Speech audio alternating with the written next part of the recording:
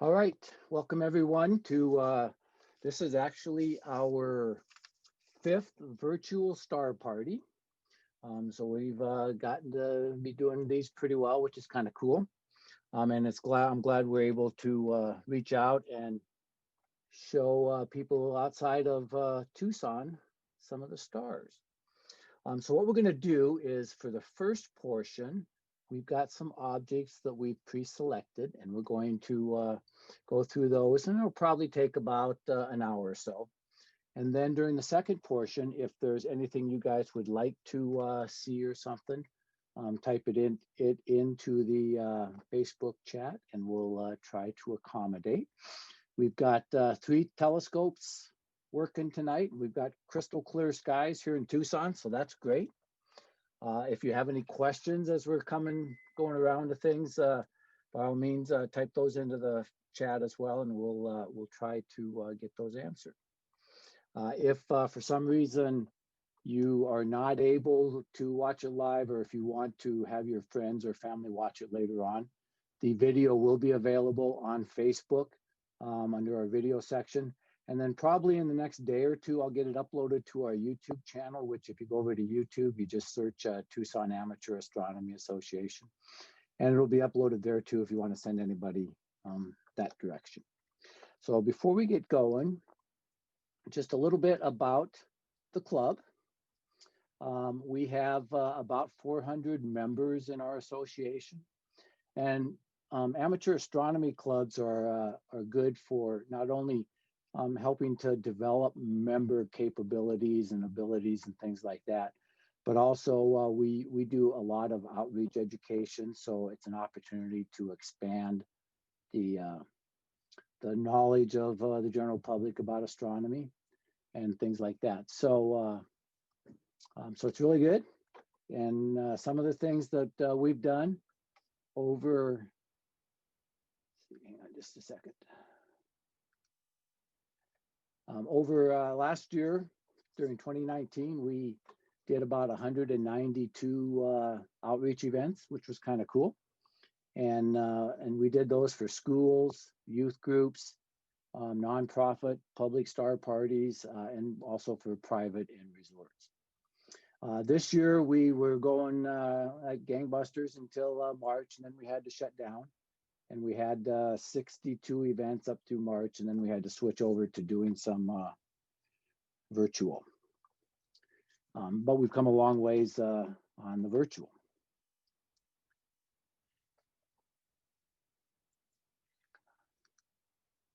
Some of the special events that we have done include here locally, we do an astronomy festival in April of each year. And that's an opportunity. We do some solar viewing as well as some nighttime viewing. We support the Tucson Festival of Books, which if you've ever been to Tucson in February, I think it's February or March timeframe, it's a huge festival of authors, as well as we set up in what's called Science City. So it's an opportunity to do a lot of different science related stuff. We support sci-tech festivals, both here in Arizona and nationally. And then we do special events like eclipses.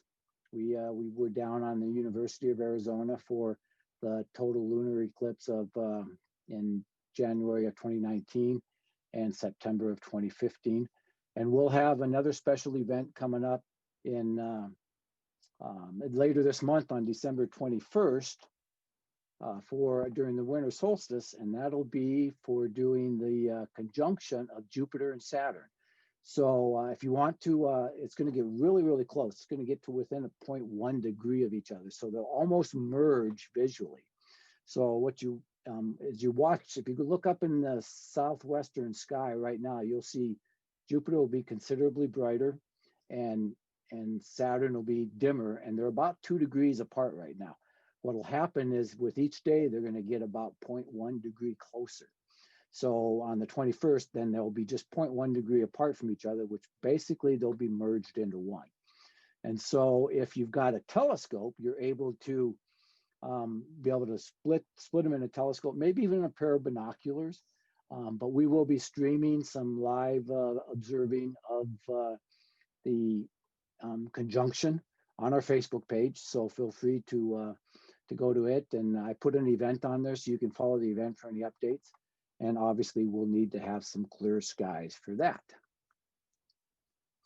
The other thing that we do with our club is we have a dark site about 100 miles southeast of Tucson near the Chiricahua Mountains. And so that's one of the things we can do there is that it gives our members an opportunity to go to a dark site and do some observing, to look through various telescopes that the club owns. We have a 40-inch Dobsonian, so that mirror is 40 inches across, so it's almost or a little over a meter. And that's this one right here. And then we also have a 14-inch Schmidt Cassegrain telescope, which is this one right here. And then finally, we have a 9-inch folded refractor, which is this one right here. And then we've got some other telescopes, and we've got pads. You can see up here, we've got pads for members to use their own telescopes. We're in the process of building some sleeping quarters. And then the really cool thing is we're also putting in a learning center with a classroom and some telescopes that we can let groups use that come out to our complex. So we're hoping to be able to do youth groups, school visits, things like that, and let them look through the telescopes and that kind of stuff. All right, what we're going to do now is I'm going to start with Jim O'Connor. And Jim, why don't you talk a little bit about your telescope? Thanks, Jim. What you can see is the daytime view of where I am projecting from right now. On the left is a little bit back, further back view of my my setup. On the top is a blue tube that's a 10-inch Meade Schmidt Cassegrain telescope. It means it's got a glass front and 2 mirrors that bring the signal out the back and that you can use. And then what I've got attached on the back of that is a camera, a live video camera. And I've got showing there 2 different screens. One is the computer I use to control things on the table. And in front of the telescope, there is a 19-inch monitor I use to show what the camera is doing to audiences when I do live outreach. On the right, you can see a little closer view of the camera. The camera's on the back. It actually has 4 lines coming out of it. One for a type of signal called composite video, another one S video, one to control the inner workings of the camera, and the other is the power going into the camera. You can see 2 fans around the outside that are helping cool the interior. There's a conductive heat sink that's coming out there, and it uses thermoelectric cooling to get it down because it can get pretty hot and damage the video cells if I let it run without cooling. The black box on the top of it is the finder scope, and that put the bullseye on the little glass plastic, and I can find what I'm looking for. The mount that it's on is sitting on is a Celestron AVX with in that case I've got 29 pounds of weight to balance a 31-pound telescope, and that's what I'm sitting with right now, and trying to enjoy bringing you a look at your home universe.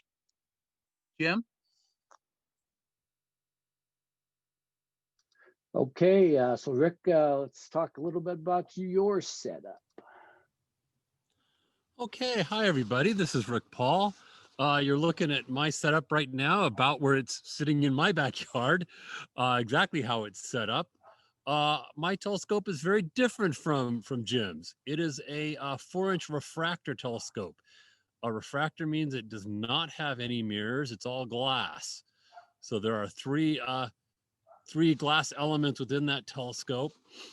And then it sits on a very capable, very sturdy, heavy-duty mount there. Now you're going to see 2 red objects in the view there, one on top of the telescope and one on the back. Let's talk about the one on the back first. That's my primary camera. It is a cooled monochrome camera. The next thing up from it, you'll see a big round flat disc in front of it. That is a filter wheel. I take pictures with different filters to combine to a color image. That's actually exactly the same way that the Hubble Space Telescope works. It's a monochrome camera with filters to combine to get the images. So that's my primary imaging setup. Then up on top there, you'll see a little telescope with a little red object. That's a little guide camera. It's looking through that little telescope and it's picking out a star, and then it's feeding that image down to the computer, and the computer is talking to the mount and keeping the mount and the telescope very tightly aligned during very, very long exposures. So I can take, 20-minute, 30-minute, 1-hour exposures, and the stars will not drift on me. Back to you, Jim. All right, and let's go up and take a look at Bernie. So Bernie, why don't you talk a little bit about yours?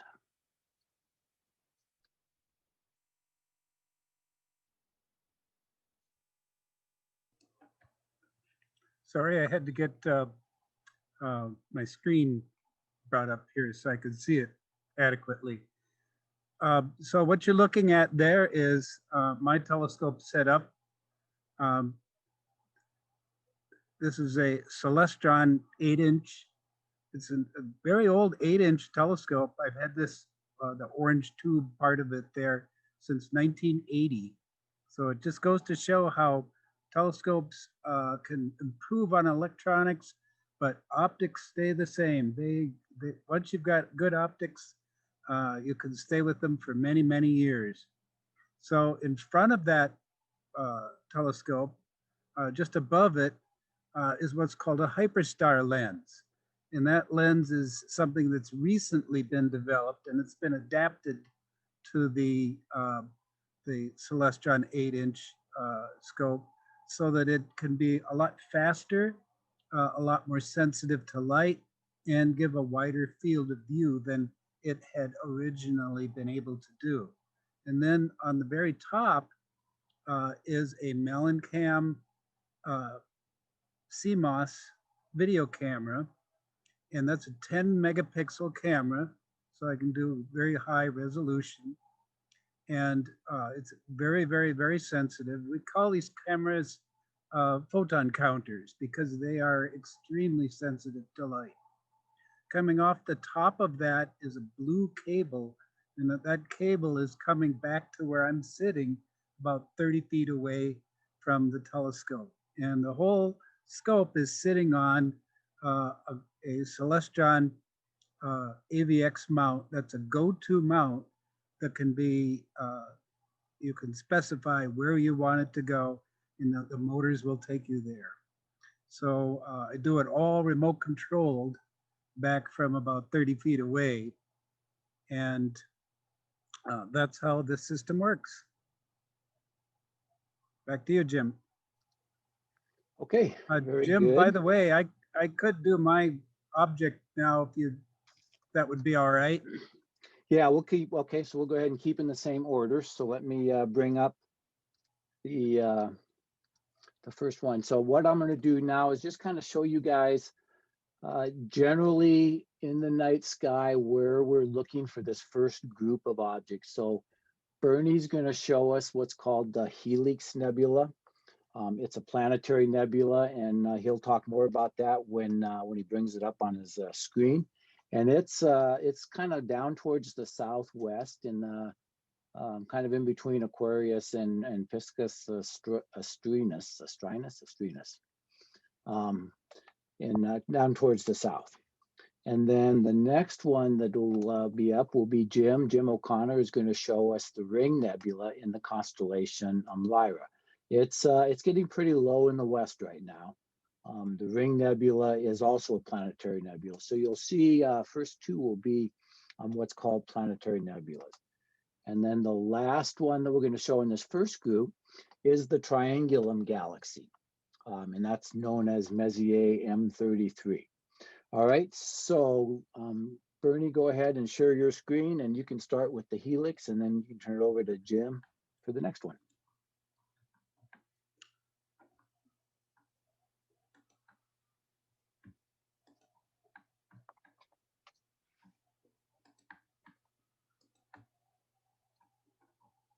Is that coming through okay? It is. Very good. So I currently have my scope aimed at the what's called the Helix Nebula. It's also known as NGC 7293, but the Helix Nebula sounds like a better name for it. It's 650 light years away, and it's in, as Jim mentioned just recently, the constellation Aquarius. Now that's quite a ways away, but it's certainly by no means a long distance away. You could almost say that's in our neighborhood within the galaxy, but we'll talk more about that later on. This is also known as a planetary nebula. The Helix Nebula is actually what's called a planetary because it sheds its light or sheds its mass in layers from a central star. And I'm going to zoom in on the Helix Nebula so you can see it better. And that's probably a little better view. I'll zoom in on it a little more. This is the central star, right in the middle of the circle. And that's the star that has exploded in layers. And those layers are radiating out as puffs of smoke out into into space. So what you're seeing are the layering of that low mass star as it's exploding off different layers over time. This central star will eventually, because it's a low mass star, will turn into what's called a white dwarf star when it reaches the end of its life cycle.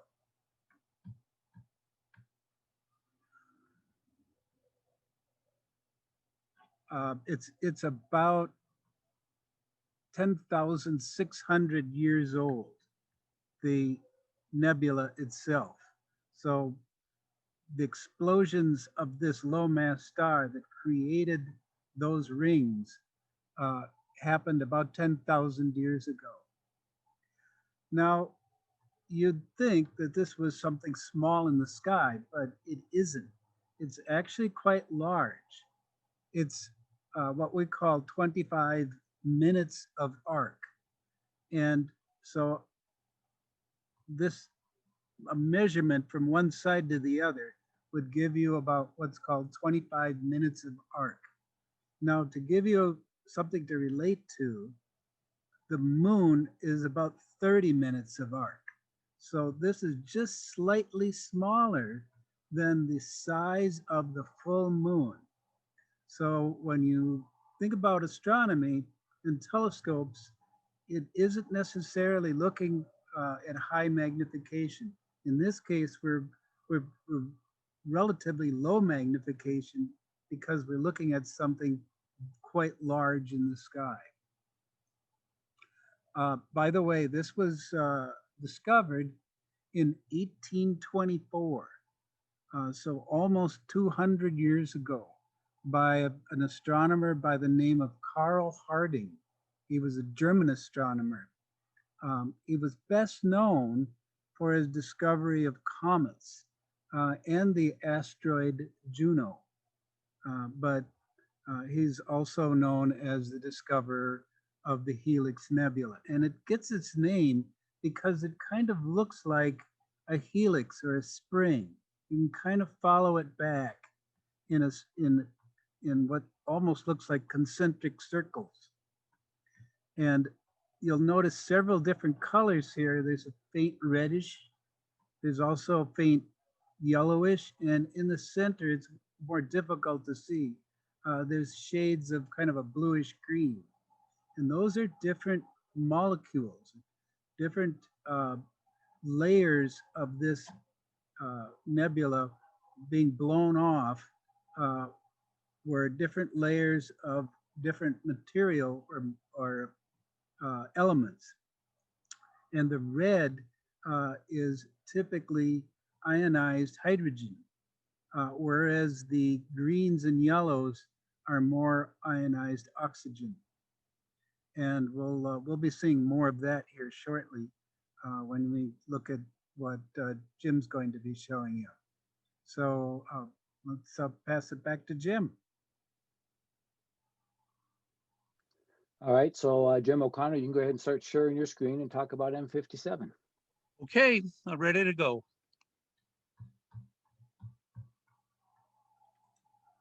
It will take a few seconds for it to come live on the screen. And you other guys can let me know when it finally pops in. Well, I'm one of the Jims tonight, and I'm trying to, as I said earlier, open up our home universe. The first object I'm presenting is called the Ring Nebula. And you can see by the shape why it's called the ring. Nebula is Greek for cloud, without any description of what the cloud is. In this case, it's called a planetary nebula because in the early, late 1700s, early 1800s, many of these types of objects were seen in a telescope to look almost like a planet because the mirrors or the mirrors or the glass optics weren't quite refined enough to get detail out of it. So the name planetary nebula, a cloud that looked like a planet, kind of stuck with it, even though it's got nothing to do with planets, and it's got a bit to do with clouds. In this case, planetary nebula is the end of life of an average sized star, up to about 8 times the mass of the sun, or less. These average sized stars combine the natural hydrogen atoms that make them up into helium in a nuclear reaction at their core. And that resists the gravity trying to collapse them. And it results in the light and heat we need for life. This can't go on forever. However, when about 75% of the mass of the hydrogen has been converted to helium, and that's just sitting like campfire ashes at the core of the star, the energy level drops off and gravity starts to dominate. When the gravity collapses the dying star so that the pressure and temperature increases, that increases enough so that the inert helium starts fusing, meaning coming together with some of the loose protons in there to make both carbon and oxygen. And that's the end of life of it, because what happens, that extra nuclear reaction going on, that extra energy makes this elderly star expand in huge volume. Our sun, when it goes through this, is going to expand about out to the orbit of the Earth. So that's a pretty big expansion. But that expansion makes it cool, and it cools down to the color red. And the color of a star is pretty much its temperature. So the red part is probably close to about 3,000 degrees Fahrenheit, where a hot blue star maybe is up as high as 50,000 degrees Fahrenheit. So the gas is being this leftover, the helium and the oxygen that was made and the hydrogen that is still waiting to do it gets pushed off. It's not quite an explosion, it's more like a gentle sneeze. It gets pushed off by this extra energy coming out and it runs away from the parent star. And right at the center of that circle, if you can kind of squint and see it, there's 2 white dots. That was actually a binary star in that area. Both of them went into planetary nebulas. One of them is fully dissipated, you can't see it, and we've got the later one that's shining right there. It's about, in that case, it's about 2.5 light years across it. And a light year is about 6 trillion miles. So we're looking at something that's about 18 trillion miles across, or about 15 trillion miles across, right there. It's moving outward at 17,000 kilometers an hour, and it's so far away at 2,600 light years away. So far away, we haven't really seen the size change. The only way we know that it's expanding is Doppler shift in its spectrum. What's going to be left, those stars in there are very hot, white dwarfs, all the carbon that's left over with a little bit of the oxygen trapped with it. I like to go back to the name of it, M57. The M stands for Messier, or Charles Messier, who built a catalog of these objects starting back around 1760. When he was a young boy growing up, he was on a large family farm. When he was 11 years old, his father died, but he wasn't needed to help support the farm. So he was sort of a couch potato, which angered his uncle, who in his later teens, close to 20, got him a job in the French Navy to be a draftsman and a chronicler of dynamic events. The French Navy was superstitious. They believed in astrology. So they wanted Messier to look for comets.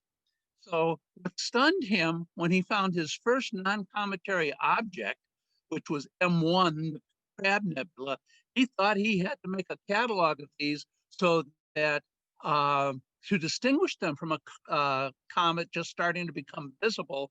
And so astronomers wouldn't waste their time looking at it. These are 110 of some of the most beautiful objects in the sky, and Messier didn't want us to pay attention to it. He wanted us to look for comets. So he ended up with Pierre Méchain, his partner. He discovered every comet for a 25-year period, every comet that was ever noted or logged. But what happened is he ended up with his final catalog with 103 objects. If we go forward to about 1921 and 1966, in between that time, the rest of the objects were found. M104 through M1010 were found by looking through his logs and his documents and seeing that he never happened to claim them in one of his catalogs. So that's what makes up a Messier catalog, 110 of pretty visible, beautiful objects that we're not supposed to mistake for comets. M57 here is in the constellation Lyra, as we were told. That white dwarf is ionizing the escaping gas. Note you see mostly red and yellow.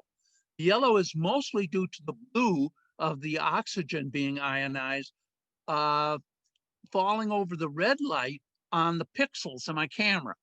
My pixels are fairly large, so what's happening is the red and the blue are combining to make the yellow. There's also a little bit of neon in there that helps make that yellow.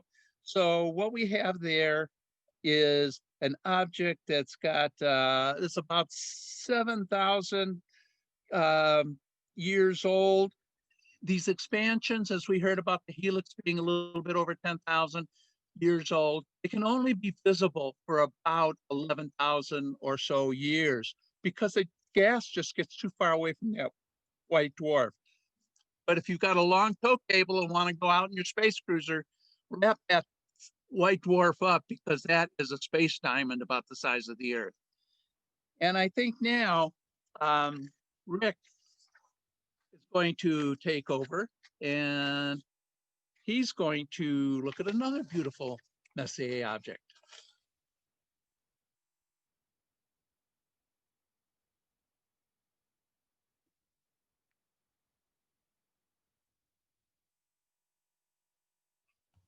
Sorry, everybody, I was on mute there. So the two objects we've looked at so far are both inside of our own Milky Way galaxy. They're fairly nearby to us. What we're going to look at here is an object very far outside of our galaxy. And all you see right there are stars. But if I hit a little magic button there, you're going to suddenly see the Triangulum galaxy appear. So this is a galaxy very much like our own. You can see spiral arms there coming out.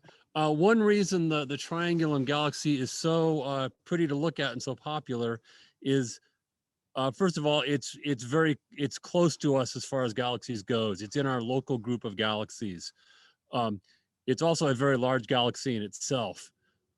And it's also the angle that it's at to relative to us is a nice angle. It's on kind of a slanted angle, so we get nice views of the arms there. Now, you might be wondering how far away this object is. Well, I can't describe it in terms of miles. We have to go to light years because miles would be just too ridiculous of a number. So the Triangulum Galaxy is 2.8 million light years from Earth, very far away. The size of this object, its actual size, it's about 50,000 light years across. It's smaller than our Milky Way galaxy, but it's still pretty big.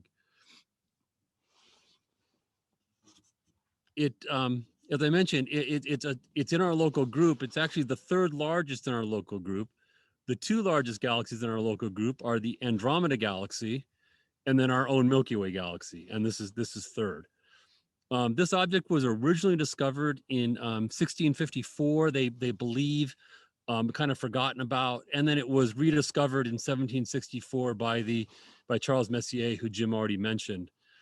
Now, one interesting thing about galaxies is even when Charles Messier discovered this object, they were not called galaxies. They were called nebulas because their telescope optics were not good enough to resolve this for the individual stars inside the galaxy. It wasn't until the early part of the 20th century when telescopes like the Mount Wilson telescope in Southern California came online that they were able to see the structure in these things and really identify them for what they are. This is one of the galaxies that can be seen with the naked eye in dark skies. It is large enough.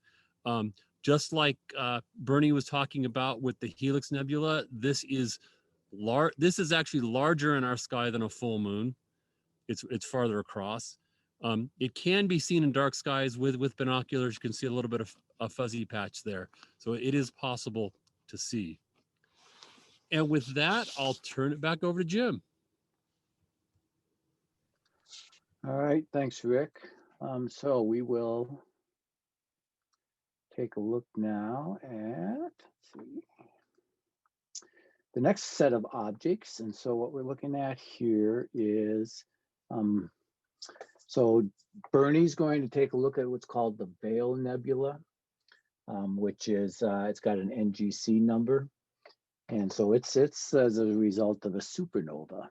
And it is located kind of in the Cygnus area. So it's fairly straight up right now. And then Jim's going to take a look at another NGC object called Caroline's Rose. And it is, it's classified as an open cluster. And he'll explain a little bit about why it's named that way. And then finally, Rick's going to take a look at a really cool double cluster. It's in the constellation of Perseus. So it's up towards the north. And this one, if you're from a dark site, you can actually see without the aid of a telescope or binoculars. It's actually at a magnitude bright enough to be able to see it with just your eyes. So Bernie, go ahead and share your screen and show them the first object. Okay, so this is called the Veil Nebula.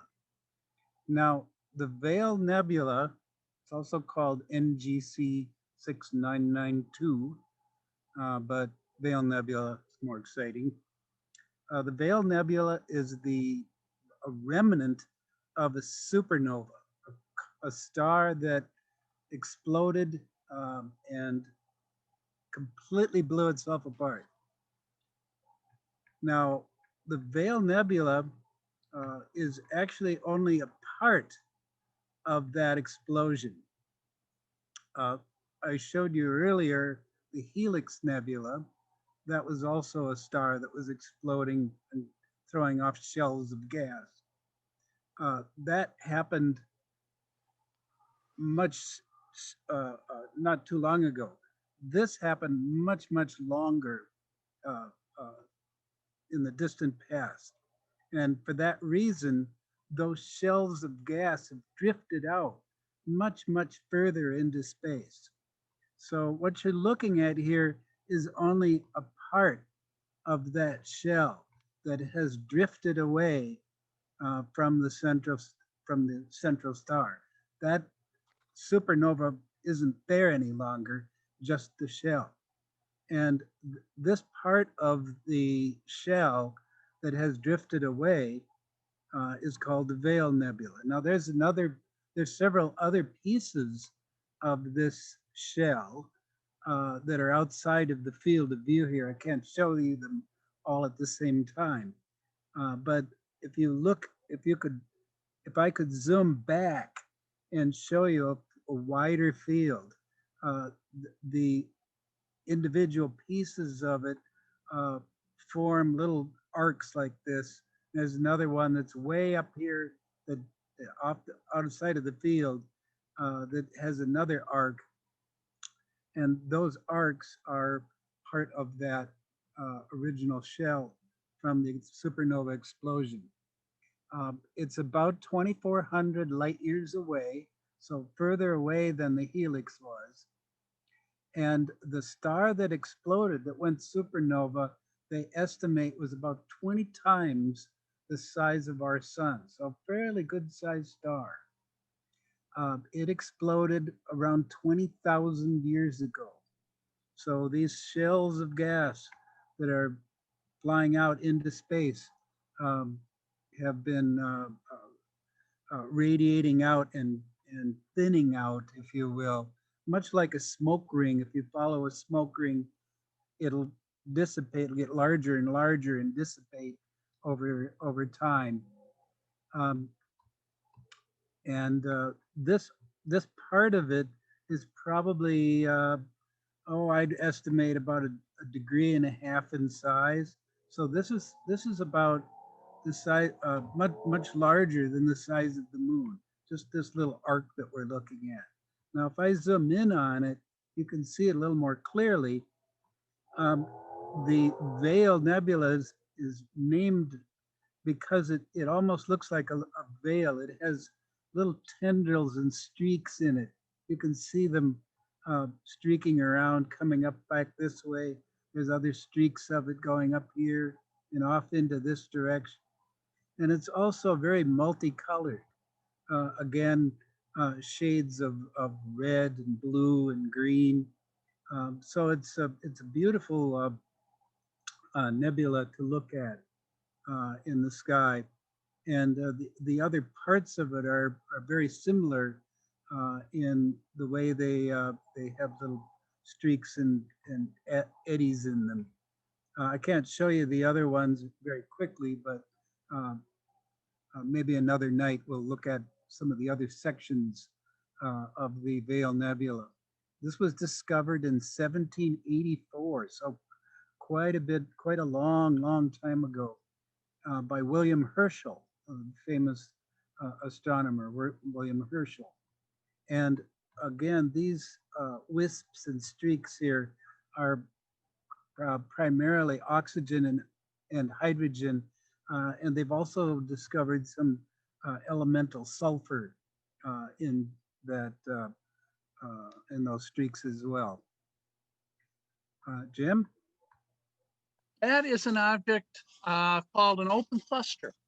And an open cluster is a group of stars that can be relatively young, but there's a few out there that are a bit older. But what happens is a single hydrogen cloud, something excites it. So a nearby supernova maybe, or a passing star, something causes the pressure inside that thing just to get beyond the tripping point to start pulling in a star or start making a star out of it. And then eventually all the gas of this great nebula will get converted to stars and it will go away. Meanwhile, the stars that are left, they just sort of sit there, look pretty for us, but they'll start drifting away because of the rotation of the galaxy. And so we get lucky. We get to see something right when it happens. This object is called Caroline's Rose, and it's also got an NGC number, NGC 7789. So before I explain this, I'm going to tell a little bit about the NGC. NGC means New General Catalog and was created in 1888, but its genesis goes back to about 1750. That's when, at the time, his name was Friedrich Wilhelm Herschel, was in the band, the army band of Hanover. And he was a musician, a great musician, a composer, and 19 years old, and made a trip to England with the band because England and Hanover were united by marriage of King George II of England. So you could travel between the two locations in what would later become part of Prussia and then England because of the intermarriage of the families. So they were on a what you might think of as a USO tour. The Hanover military band was over there. He liked it so much that 2 years later he quit the army and went back to England to because he wanted to be there and be a musician in England. But to make sure that he was anglicized, he changed his name from Friedrich Wilhelm to Frederick William. And so he's commonly known among astronomers as William Herschel, but his original name was Friedrich Wilhelm.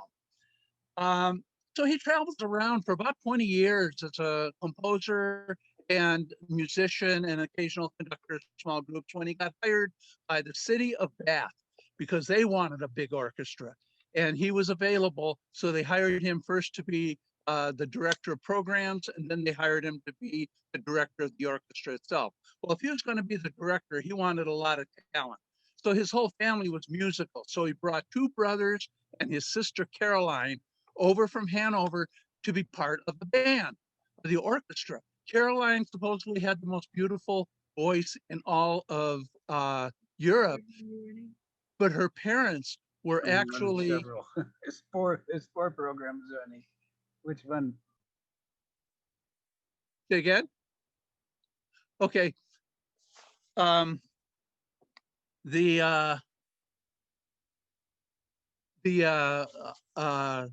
Caroline was held prisoner in her Caroline was held virtually prisoner in her parents' house because she had smallpox when she was a young child, and she was disfigured, and the family was embarrassed. She comes over, and meanwhile, Frederick had heard that if you ground a mirror in the right parabolic shape, you could get rings in a reflected beam that would look like musical chords. So he thought he'd be a better composer if he made some mirrors and tried to see how he could make new discoveries. On his sixth mirror, in 1781, he discovered the planet Uranus in his backyard, but he was still a musician. He's an orchestra conductor. So Caroline would look over his shoulder, and she would always correct his math on the astronomy stuff that he was doing. And so he sends her to Oxford. She became the most educated mathematician for about 40 years in Europe. She ended up being a great astronomer and mathematician for over 76 years.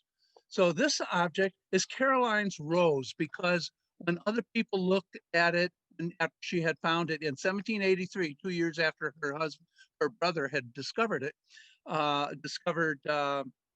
Uranus, when she looked at it, other people thought it looked like swirling rose petals. And they thought there was about 150 stars in it. And it became a popular object, but because she had done so much work in astronomy before that, the Royal Astronomical Society renamed it from the white rose that she wanted to name it to Caroline's rose. Now I'm going to show you a bit what happens if I look at it for one more second. Right now you're looking at 2 seconds. If I up that a couple of seconds to a little more than 3 seconds, let's see what you get out of that thing and what people eventually found out. See if we're looking down here. There's over 1,000 stars, something close to 1,500 stars in that cluster. And if you look at that thing, it's that cluster, it's a lot bigger than Caroline ever thought it was. And later, she and her brother, Frederick, and her nephew, or Frederick's son, John Herschel, for another 50 years became a great astronomer, and they all built catalogs. Well, in 1888, an astronomer named John Dreyer put them all together into a single catalog called the New General Catalog. but Caroline had done all the mathematics for it. It was later updated a couple of times and then with the index catalog with it. So let me try to get some numbers about that thing.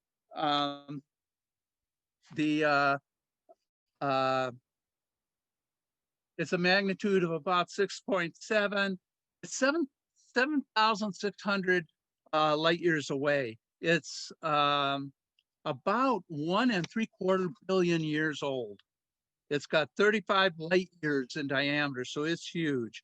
At low exposure, it looked like about 150 stars, but when you put a camera on it, just with me over there with another 3.5 seconds, I'm getting 1,000 stars out of that thing. The group gravity is what's keeping it separating. And with that, I'll hand it over to Rick and let him talk about a pair of open clusters. Sounds good, Jim. Thank you.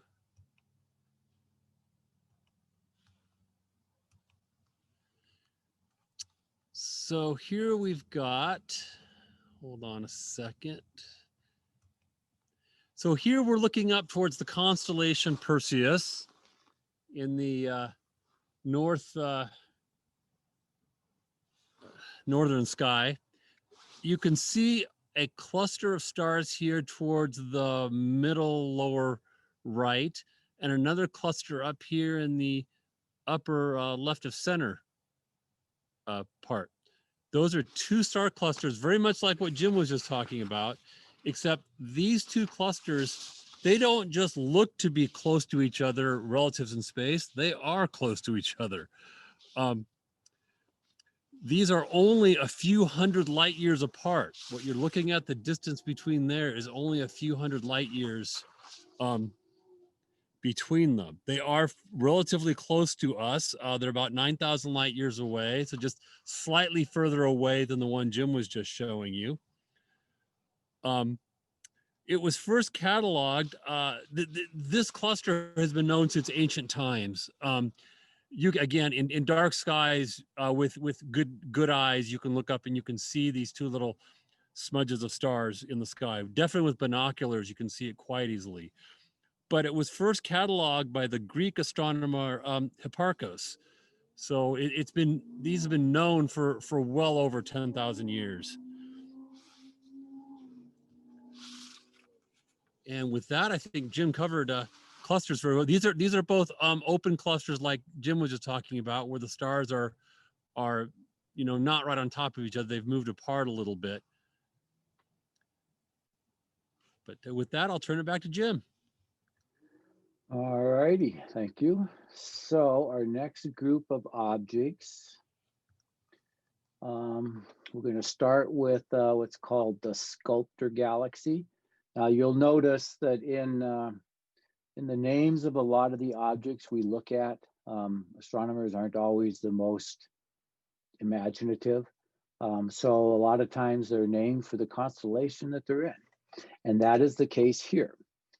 So this is in the constellation Sculptor, and it's got an NGC number. And so that'll be Bernie's first object. And then after that, we're going to take a look at an open cluster, Messier 52, near the constellation of Cassiopeia. And Jim's going to show that one. And then finally, we're going to look at probably even a more famous open cluster in this group from Rick. And this is the Pleiades, or the Subaru cluster. That one you can see quite easily with your naked eye. So Bernie, you can go ahead and share your screen and start with the first one. So as Jim mentioned, I'm on the Sculptor Galaxy, and this is in the constellation of Sculptor. Now, true, they're unimaginative, but I think in most cases, the largest or brightest galaxy in a given constellation is usually given that name. Another example of that would be the Andromeda galaxy in the constellation Andromeda. So this is the largest and brightest of the galaxies in the constellation Sculptor.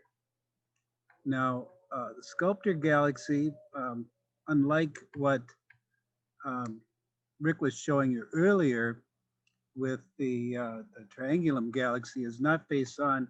It's almost edge on. It's slightly angled from edge on.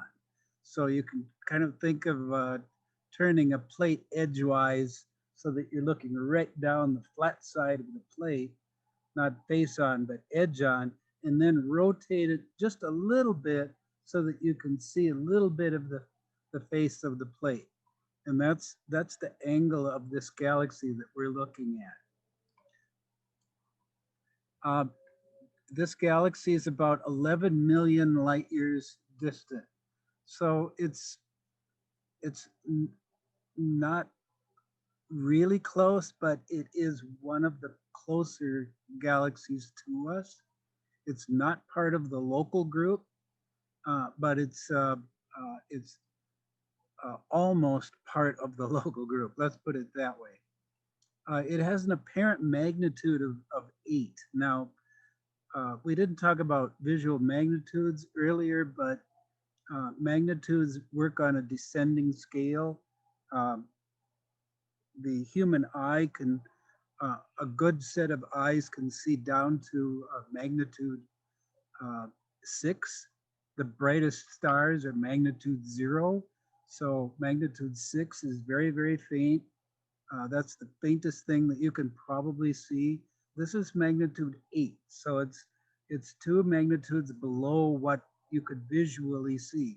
It's too faint to see, but in the range of galaxies, it's quite a bright galaxy. It's about 90,000 light years in diameter. So if you go from one side all the way to the other, you're looking at about 90,000 light years. And it has an angular size in the sky from there to there of about 28 minutes of arc, which is, again, almost the same size as the moon. So if the moon was in this same picture, it would be a big circle about this big.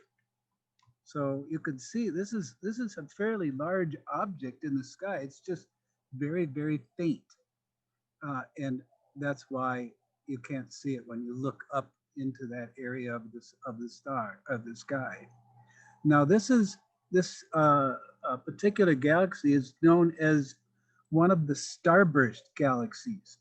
And the reason they call it a starburst galaxy is because there's lots of new stars being born. So you see these bright knots, not these stars in the foreground. These are foreground stars that are in our galaxy. These are only 20, 30,000 light years away. This is millions of light years away. So we have to look through the stars of our own galaxy to see this distant galaxy. But these knots, these bright areas, are star forming regions, and there's so many new stars being born there that they actually flare up into bright areas within the galaxy itself. This is known as a barred spiral. So you can kind of see it almost looks like a bar going across here, and then the arms of the galaxy radiate out from those tips of the bars. So you can have these big spiraling arms that are radiating out from the center bar of the galaxy. And of course, galaxies are made of billions and billions of stars. We just can't see them individually because of its great distance away from us. They think that the new star formation that's occurring in this galaxy is because of a collision with what's called a dwarf galaxy that you can't see anymore. It's gone. But there was probably a collision of about 200 million years ago with a small dwarf galaxy that caused eddy currents and the the gas to start to eddy into star formation. And that's why they call it a starburst. It probably has a central black hole, but it's not been proven yet. Of course, we can't see the black hole, but we can typically see in the closer galaxies. You can make out why there might be a black hole there from star movement within the interior of the galaxies. But this one has not been proven whether it has a black hole yet or not. By the way, there was a question on Facebook as to the program that I'm using. As you've probably noticed, all three of us are using different programs. The program, to a certain extent, is based on the camera that you use. Now I'm using what's called a DS series Malincam camera. And the DS series of Malincam cameras use the same software, and this is called Malincam Sky. If you look in the upper left corner, you'll see the name of it up here. It's called Malincam Sky. That software comes along with the camera. It's free of charge, and if you buy the camera, you get a CD, or you can go onto their website and download the software and use it. And they do frequent updates to it, as well as new things are added on to the software. So that's one of the nice features of the Malincam systems. Pass it back to you. And I will say that what Bernie was saying about Malincam, I also have a Malincam camera. Mine's called a Malincam Exterminator. It's CCD, not CMOS. And mine is totally self-contained, where Bernie's is much simpler. He only has to have a single line coming out, but mine has a bunch of snakes coming out of the back. But the Malincam software I use is written by a guy named Bill Copperwitz for Malincam and this camera. And so it's specialized for this camera, and it's just called Malincam software. And what I've got there on the screen, oh, by the way, I don't need any software when I go out in the public, because this is the only purpose for this software is to get it onto a laptop so it can broadcast over the internet. If I am only at a school star party or a public event at a park or something, I need nothing. All of it is self-contained in my computer. All I need is a single video line coming out and into a simple 12-volt monitor, and we're ready to go without all the extra support that's needed to go live on the internet or on the computer or to record things. So what I'm looking at here is another open cluster, and this open cluster is another Messier object, and that's Messier number 52, and it's pretty bright and big. I'm showing it I'm showing it right there about how Charles Messier in 1774 had discovered it. It's technically got a magnitude 5, but what you have to remember about astronomical objects, that's an integrated magnitude over the brightness of all the elements. It doesn't, a single star at mag 5 is a tremendous amount brighter than this object would be, because each of its stars is only down around magnitude 8 to 15. So it's kind of confusing sometimes when you say a galaxy is magnitude 8. Well, yeah, that's if you sum up all the light you see. You're not going to see it with your eye if the galaxy was magnitude 5. Now, we'll go back to this guy. He found it in 1774. It has about 200 stars in it in Cassiopeia. It's about 4,600 light years away. It's actually only half the size of the last one I had there. It's only 17 light years across. It's estimated at about 158 million years old. And there's been some argument over the number of stars, because when they're putting these catalogs together, it was back with primitive equipment. And so this one was set to have 200 stars until, and now I'm going to do the same thing I did the last time. I'm going to add, oh, this time I'll add 2 seconds of looking at it. I'm looking at it right now at 1.9 seconds, and I'm going to look at it at close to 4 seconds. And let's see what's hiding in the dark in this cluster. And it may take it a while to come out there, but it should be a lot more populous, like a beehive. It's a very dense one. It's got a lot of variable stars in it. And it had, during its formation, it's suspected to have had a lot of supernovas. And near this, early on in its life, in the center that blew all the dust and debris out. That's why it looks like an empty cluster when you look at it with a research grade telescope.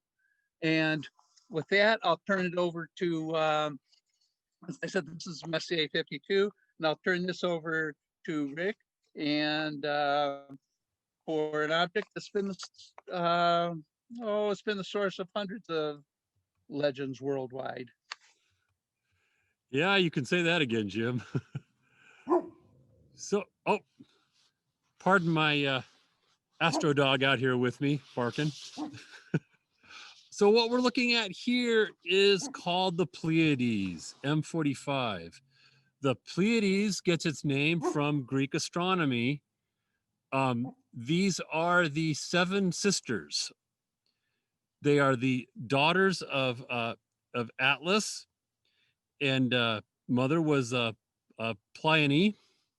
And the 7 sisters, and you have to pardon my mutilation of Greek here, but Sterope, Merope, Electra, Maya, Tegeta, Seleno, and Alcyone are the 7 sisters up there. And then their parents, Atlas and Pleione, are up there too. Now, nearby this cluster, there's another cluster not too far away called the Hyades. They are the stepsisters to the Pleiades. And one interesting story in the mythology is these stars are placed in the sky a good few fistfuls away from the constellation Orion. That's because Atlas didn't want Orion chasing his daughters. Now, as Jim mentioned, this has been known, this cluster has been known by ancient peoples way back. It is visible to the naked eye. You can go outside right now with your naked eye, look up to the east, and you'll be able to pick out this cluster. A good pair of eyes can pick out 5 or 6 of the stars on a good clear night. But these have been known by the ancient Chinese, the Aboriginal Australians, the Aztecs, Native Americans, ancient Africans. Everybody has seen this. Interesting thing is almost all the cultures assigned names to these as people or creatures or something, but they all saw it as a group of things in their sky. Now, interestingly enough, this is known in Japan. This cluster is known as Subaru. Yes, you've heard that name before, the Subaru car company. Next time you see a Subaru, or if you own one, look at the logo for the Subaru company, and you'll see it's a star logo. It's a stylistic representation of this star cluster. Now, among all the things we've looked at tonight, this has got to be the closest. These are practically next door neighbors. Everything else we've talked about has been in terms of millions of light years, tens of thousands of light years. This cluster's 430 light years away. This is in our backyard. So with that, I'm also going to show you a little bit about my software. The software I'm using is called Astrophoto Tool. It works with virtually any kind of camera at all, astro camera at all, including regular digital cameras. It'll interface with them. It lets me control the what I'm pointing at. It lets me control the exposure.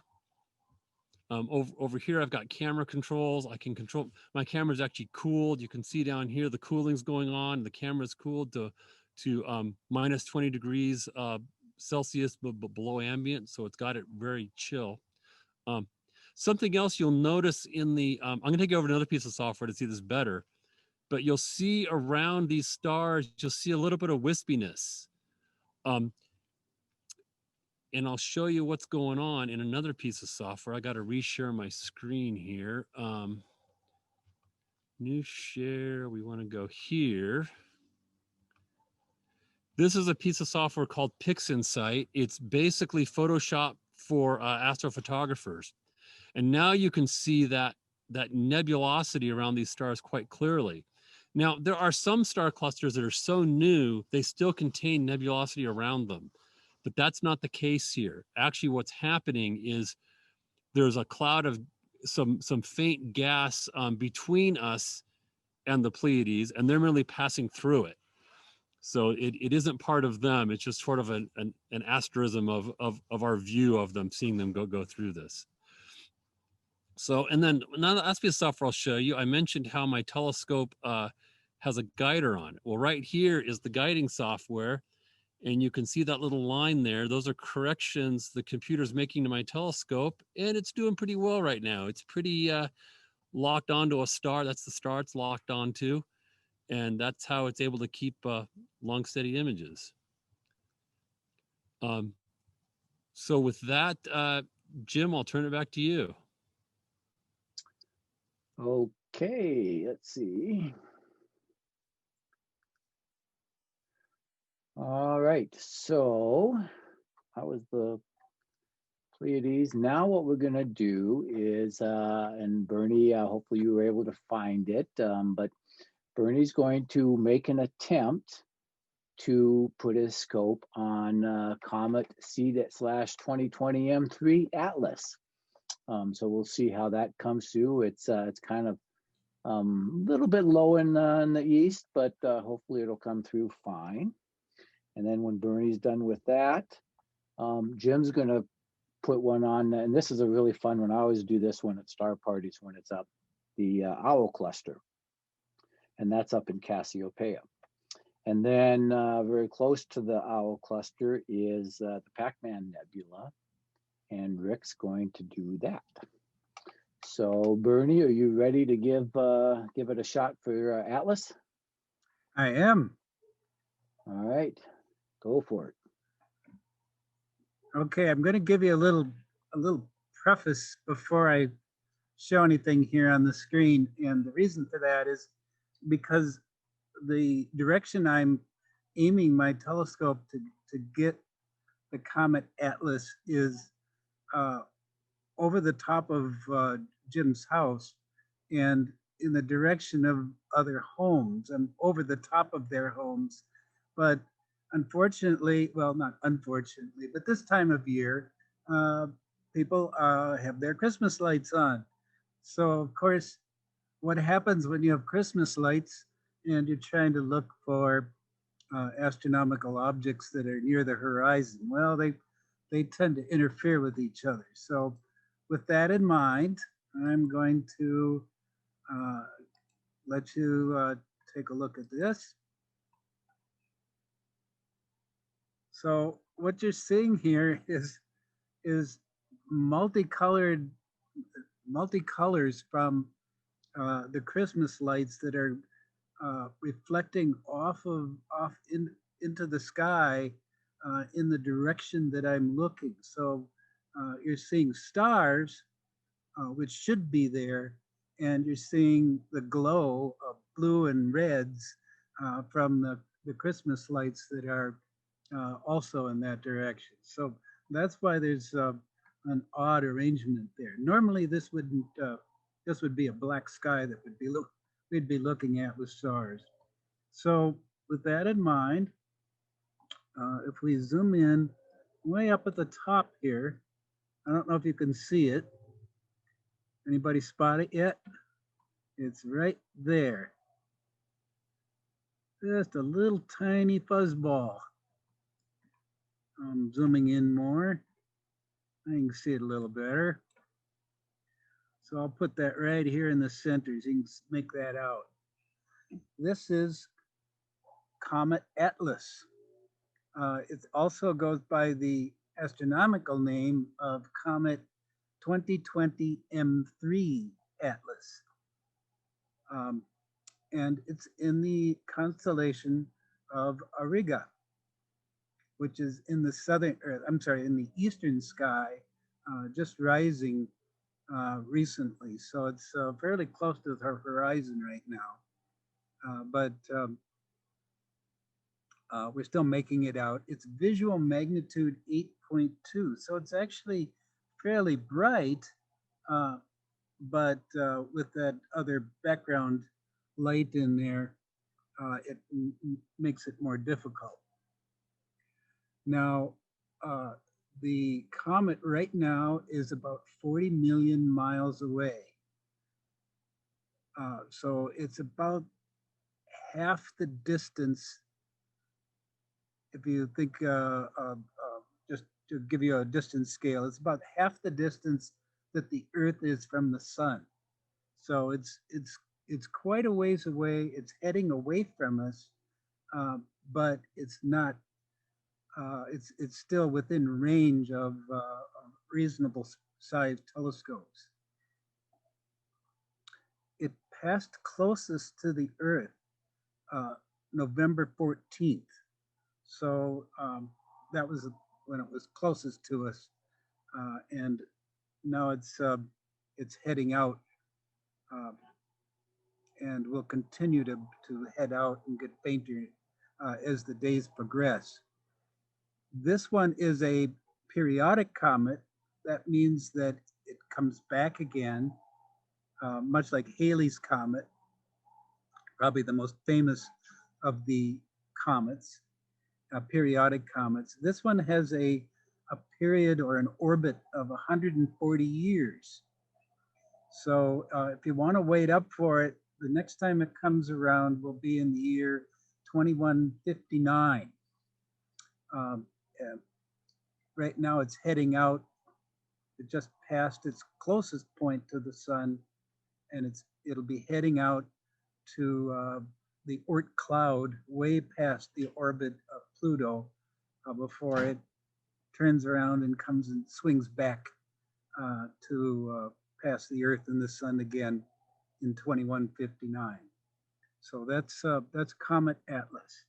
And you can make out a little bit of a tail, not much of a one, but it's pointing, I'd estimate it's pointing kind of at the 530 direction. Not straight down, but almost straight down. Looks like it's kind of pointing this direction. Yeah. And I'll pass it back to you, Jim.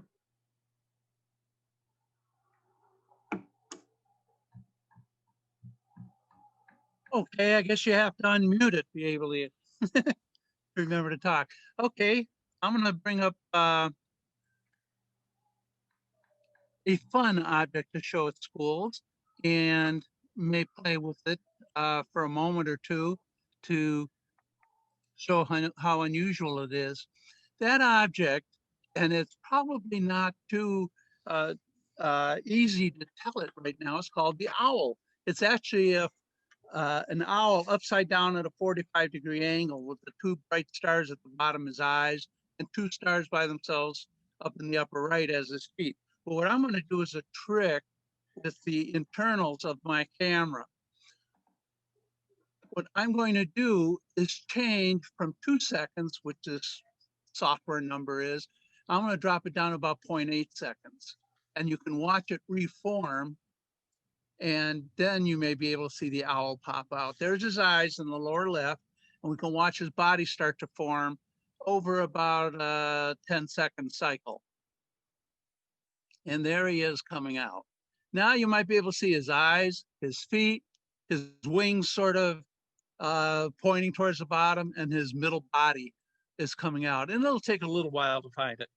A little bit more about it. The reason I like it is it's more of a rectangular shape than most open clusters are round because of the gravity. But in the case of NGC 457, the owl, William Herschel found that in 1787. And it's about 8,000 light years away. It's got an estimated age of only 21 million years old. So these are still pretty young, but they're very, very big stars for them to look that bright at 8 to 9,000 light years away. It's in Cassiopeia, and it's got many names. It's sometimes called the owl. For a while, about 30 years ago, it was called the E.T. after the movie character. It's called the dragonfly, and in some countries, it's called Kachina doll. So cluster. So there's an estimate of about 50 to 150 stars that actually belong to it. The interesting thing, as I said, this was about 8 to 9,000 light years away. Those two eyeballs that are down in the lower left are only 4,000 light years away. They're not part of the cluster at all, but they make it look like an owl. And now I'll let Rick show us an arcade game.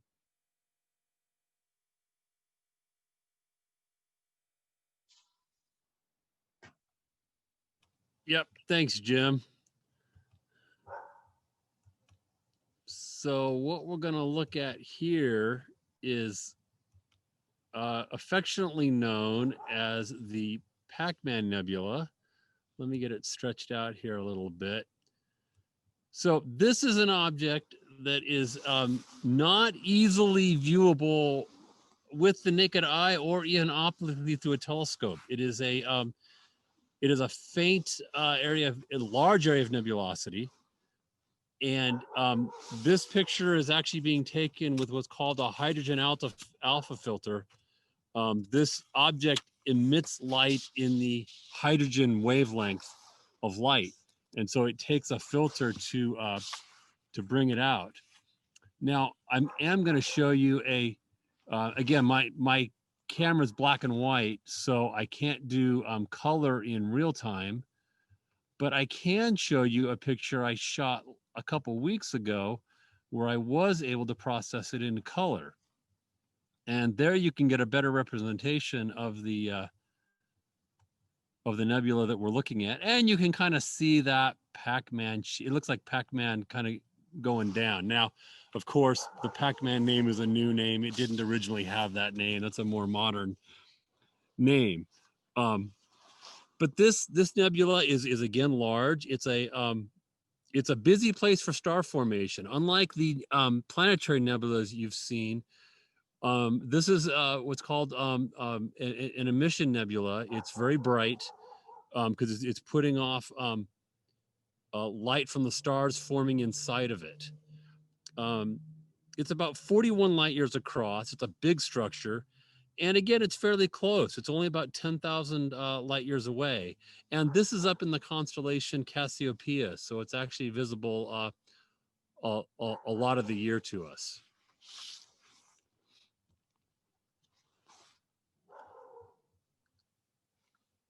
Okay. And with that, Jim, I turn it back to you. All right, sounds good. So let's see. So those were all the objects that we had pre-planned. What I think we're going to try to do, we had a request for the Horsehead Nebula, but unfortunately that's still pretty low in the horizon.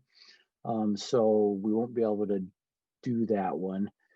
But Bernie's going to try M1, which is the Crab Nebula. So it's kind of an interesting object as well. And then Jim, if you want to maybe try Alberio would be a good one if you want to try that. If not, let me know what you want to go for. And then Rick, you can finish up with M31, which is the Andromeda Galaxy. So let me do this. All right, so there's the Andromeda Galaxy. This is the constellation Andromeda, and it's just off the square of Pegasus. So that's one of them. Let me go over, and we'll also take a look at M1, which is the Crab Nebula. So it's kind of in the northeast. right in this area right here. It's off of the constellation Auriga. So when you look up in the sky and you see Auriga up there, you'll see kind of a pentagon kind of shape, and there's a really bright star. That's Capella. And then if you go to the far side, that's from that star, you go over one more bright star, and right in that area is where the Crab Nebula is. So we'll take a look at that. And then if Jim's able to do Alberio, let me just show you where that's at. Alberio is a really cool, gotta spell it right.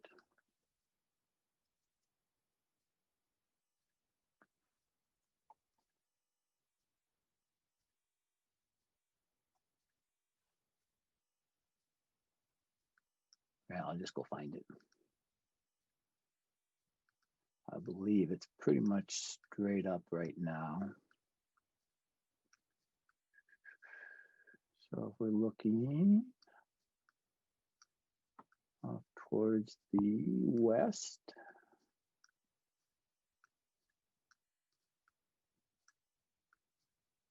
and there's Cygnus.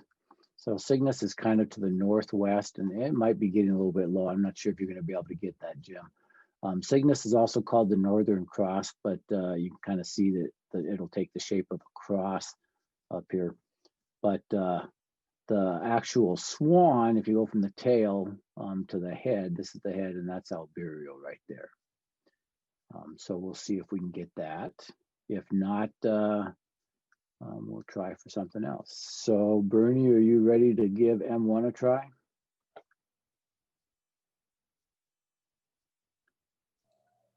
Yes. Okay, go ahead and start. And then Jim, whatever you want to try, if you're ready when Bernie's done.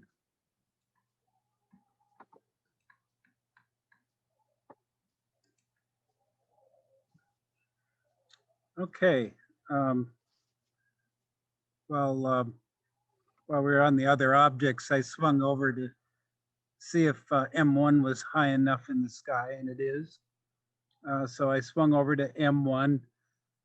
M1 is also called the Crab Nebula. And you can just make it out there. It looks like a little smudge in the star field. And if we zoom in on it, it actually does have a shape. And M1 is a supernova remnant, much like what we looked at earlier with the Veil Nebula. But the Veil Nebula was the arc of nebulosity that I showed you earlier with the Veil Nebula. That was also from a supernova. But in the case of the Veil Nebula, it was 20,000 years ago. So it had dispersed immensely. On the other hand, the Crab Nebula is relatively recent.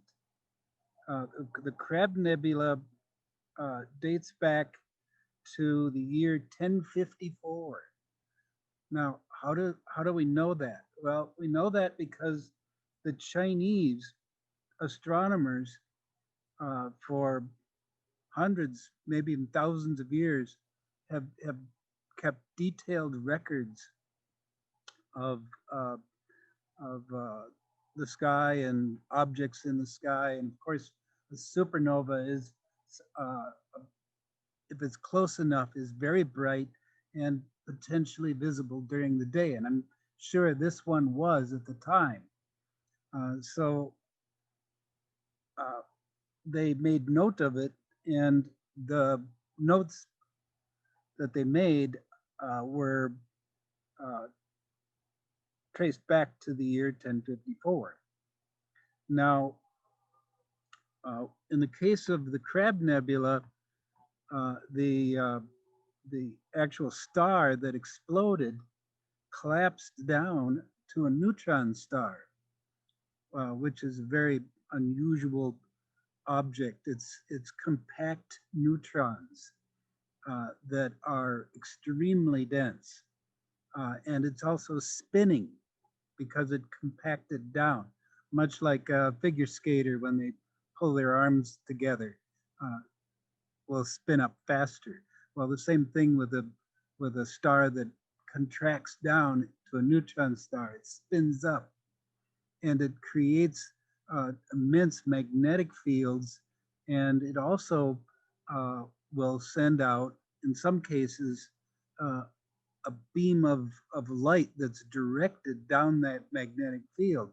So it acts a little like a big searchlight, in that as it spins, that beam of light will sweep around the sky like a searchlight. And in the case of the Crab Nebula, at the center of the Crab Nebula, that neutron star has been seen actually flashing. I can't show it to you. I don't have the capability to do that. But if you put the right instrumentation on this area, and you look for and you use a camera that works at a very high frame rate, you can actually see the flashes of light from the neutron star that's at the center of the Crab Nebula. And they named that neutron star, it was the first one that they found that flashed. They called it a pulsar. And to this day, it's known as the Crab Nebula pulsar. And I'll pass it back to you, Jim. By the way, but while the other guys are looking, I'll try to get the Orion Nebula. I'll see if I can catch it here. It might be above the trees. Go ahead. Okay, that's fine. And this will probably be our last set of objects. And if Bernie can get the Orion Nebula in, then we'll wrap up with that. Jim O'Connor, were you able to get on Albireo? Yeah, I've got Albireo, but not very colorful, but I can talk about it. Okay, yeah, go ahead and bring it up, and we'll do Albireo, and then Rick can do Andromeda, and then we'll wrap up with Orion Nebula if Bernie can get it.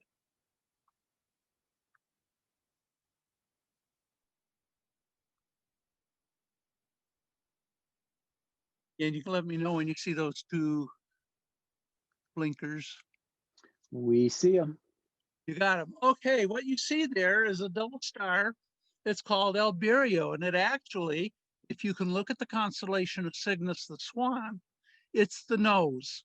In fact, if you take a look at how stars are named, in 1929, it was decided that to avoid confusion, the stars would have their Arabic names. The International Astronomical Union said we would use where possible. There are a few unique ones that don't, but in this case, Albireo was Arabic for beak, and that was the nose of the swan.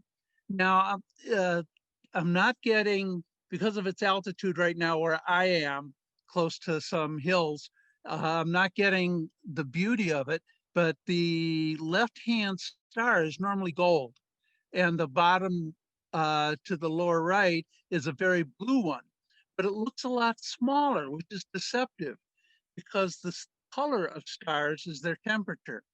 And the reason we see white most of the time at night is we're using our rod cells in our eyes. We're not using the cone cells that detect color. So most of the time, unless it's pretty intense, you don't tend to see anything other than white stars in the sky, even though if you got above the atmosphere, you'd see stars in their natural color, depending on their temperature. So the one that looks the smallest is actually the most intense because it's the bluest. The yellow one is above it. Now, there is some conjecture over whether this is a binary pair or just a double star.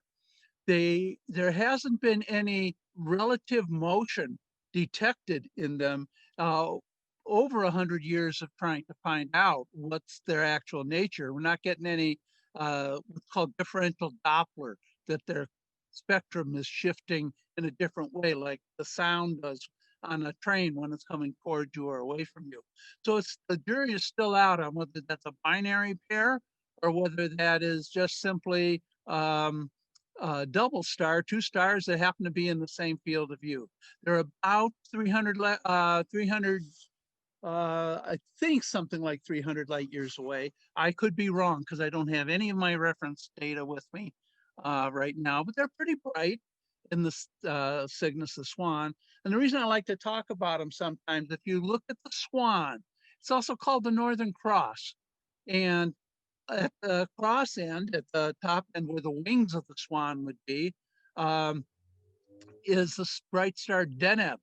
And that means tail in Arabic. But it also, if you look at the Swan shape, it's also called Cygnus the Goose in Manitoba by the Cree and Ojibwe peoples up there. So different cultures have different ways of looking at the sky. But I've tried to coax the blue out of the bottom star, and I can't seem to get that thing to really show off. Usually it does. But notice that I only have, remember what I've been talking about, how many seconds? I have got 1/350th of a second on that thing. Otherwise, it'd be a big blob because it's so close and so bright. These two are very bright stars. They're about magnitude 2.5 to 3.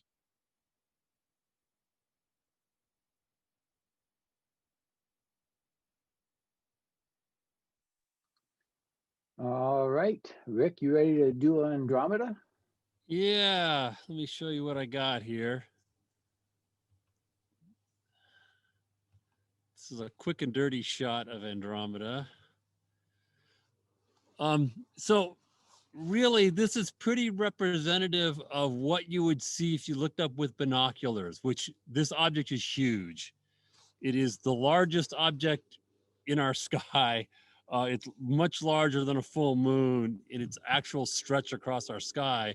But in binoculars, if you look up and you find Andromeda, you're going to see an oblong smudge in the sky, and that would be it. Now you'll also see a little smudge up here. That is a smaller companion galaxy to Andromeda. And although that you're seeing this right here, what you're not seeing is the Andromeda is actually too big for my sensor. It is actually stretching across this direction in both ways, far beyond the limits of my sensor. It's actually huge. As far as distances, it is 2.5 million light years away.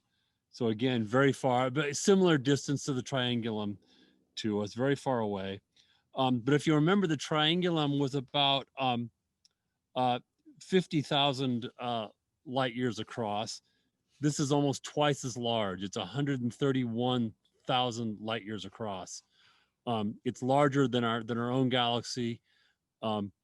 It very much, when you see pictures of Andromeda, it's very much what they think that our galaxy looks like based on the mapping that they've done. And it's actually moving towards us. Our two galaxies are moving towards each other. Cooling finished. So that's about the best I can do with a single shot of it. But it's big, and this is one of the most distant things you can see with your naked eye on a dark night if you know where to look, and definitely with a pair of binoculars, you can see this quite easily. All right, thanks, Rick. Yeah, that's for a quick shot. That's a good view. And like I said at the very beginning, when I was kind of pointing out where Andromeda is in the night sky, if you kind of follow the Great Square, and just real quick, let me just show you where. So if we go back to, yeah, now we should be seeing Andromeda. So again, this is the square of Pegasus. And if you come off the one corner, two bright stars, and then down two, you can find Andromeda right here. Another way to find it is off of Cassiopeia right here, which is off to the north, and the very steep triangle of the W kind of points right at it. So if you can find yourself some dark skies and use your averted vision or pair of binoculars, and like Rick said, Andromeda is the furthest thing you can see with your naked eye. All right, Bernie, you want to do Orion?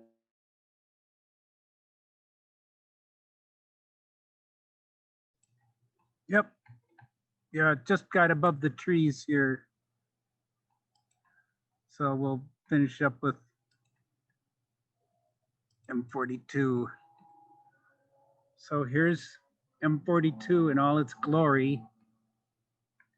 It's the great nebula in Orion. And I like to put my view on full screen. I think it makes it really nice.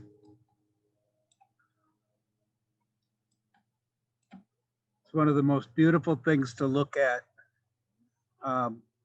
even with a small telescope. You can easily make out M42. It stands out even with binoculars. You can make it out, although you need some fairly good magnification to see it with any detail. But certainly well worth it, especially in the winter skies. So there's the great nebula in Orion. Yeah, for some reason I got kicked out on my one computer. You guys hearing me now? I can hear you. All right. Yeah, for some reason I got kicked out. So I'm on my other computer right now. But fortunately, that was the last object we had. So go ahead and stop. Are we still on Facebook, or are we off now? Oh, maybe we're off Facebook too. No, we're still on Facebook. So I think we're still good. I'm not sure. Were you able to see the Orion Nebula? Yeah, I didn't hear what you were saying, but I saw what you're saying, showing and everything. So I think we're good there. So I'll just wrap it up real quick. We're glad that we're able to do this, and we hope you guys enjoyed it. I sent in the chat our next live event's going to be the Jupiter-Saturn conjunction, and that'll be on December 21st, and we'll stream that to our Facebook page starting at 6 for about an hour or so. And you can look and get more information about that on our Facebook page if you want to follow the event. And that'll happen on the 21st of December, and then our next virtual star party will be on February 12th, and we'll go from 7 to 9. So with that, we'll go ahead and sign off on Facebook, and we hope you guys enjoyed it, and we'll see you next time at our next virtual event.